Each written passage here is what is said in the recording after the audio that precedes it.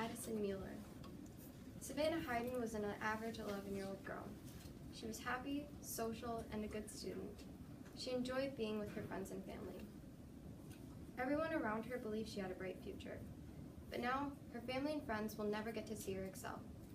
On January 8, 2014, Savannah died from influenza. She was unvaccinated. The flu gave Savannah a bacterial infection, which caused her to go into cardiac arrest. Influenza robbed Savannah of her future, but her death could have been prevented if she had been vaccinated. Savannah's story was posted in January of 2014 by the Tennessean journalist Tom Willman, shows us just how dangerous not being vaccinated can be. Stories like Savannah's are more common than you might think.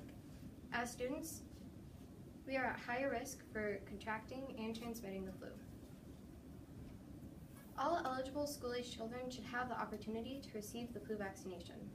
First, I will discuss the problem of not being vaccinated.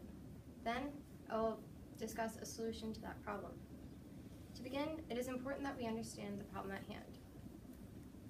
Unvaccinated children are a risk to themselves and to those around them. Over 200,000 people are hospitalized each season because of the flu, and most of them are unvaccinated. The sad truth is that many kids aren't being vaccinated against the flu. There are some reasons why parents aren't vaccinating their kids. One reason is because there are many myths surrounding the flu vaccine, and some parents end up believing them. One common myth is that because a kid may have gotten the flu after receiving the shot must have been what gave them the flu.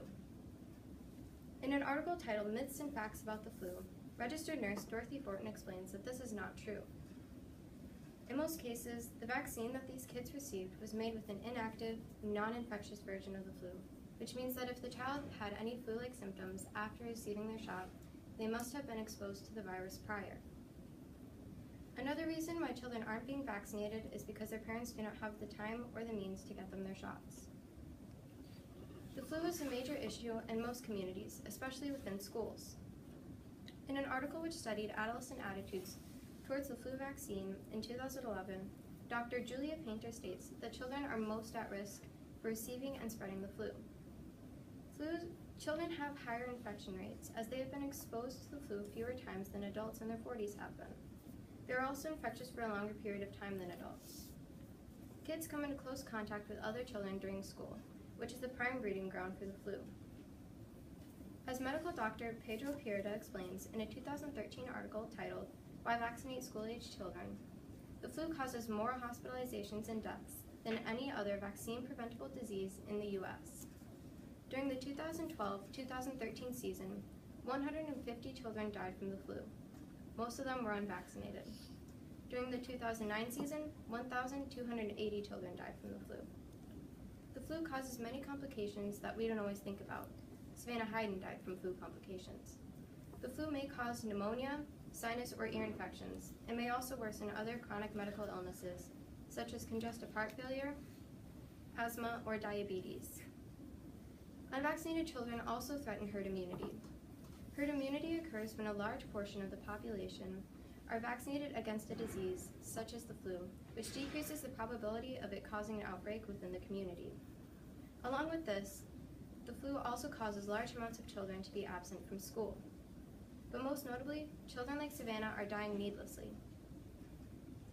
There are many solutions to this problem. Today, I will be discussing school-based vaccination programs as a solution. School-based vaccination programs are a change that would benefit everyone. These programs offer many benefits for families. Schools may offer to vaccinate kids during the day, so parents don't have to leave work and children don't have to miss as much school. Schools may also offer vaccination nights or a vaccination clinic on the weekends, so families can go get vaccinated together. This ensures that all students are being vaccinated during a time that best suits them and their families.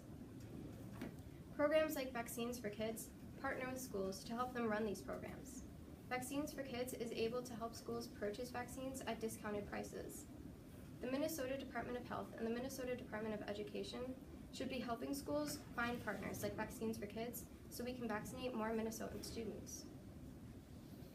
School-based vaccination programs offer the possibility of all students having the opportunity to receive the flu vaccination. The Zimproda Mazeppa schools recently had a flu vaccination clinic. This helped parents to ensure that their children had a chance against the flu. As Dr. John Colley explains in his study, strategies for implementing school-located vaccination of kids, school-located vaccination programs reduce influenza illness and save money. The same program also showed that 40 to 50% of students were being vaccinated, and these programs are increasing coverage by 58%. These programs are benefiting everyone. In her 2013 Health Education Research article, Natalie Herbert explains the feedback from a focus group done in Georgia, which studied school-based vaccination programs. The feedback from this group was positive. Everyone appreciated the convenience of these programs. One parent did have concerns that schools would be using their children as guinea pigs, but this is not true. These programs are using the same vaccines that a doctor would use in their office. These programs will also help to improve herd immunity. The entire community is being protected, not just kids or those who come into contact with them at school. These programs will also help us to reach more rural, low-income, and minority youths and their families. In conclusion, the flu is a very serious virus which can and has taken lives. All eligible school-age children should have the opportunity to receive the flu vaccine. The flu is a very prominent issue in today's society, but school-located vaccine programs offer a simple, time-saving solution. Savannah's death was incredibly tragic, but it enables us to help educate others on the importance of being vaccinated.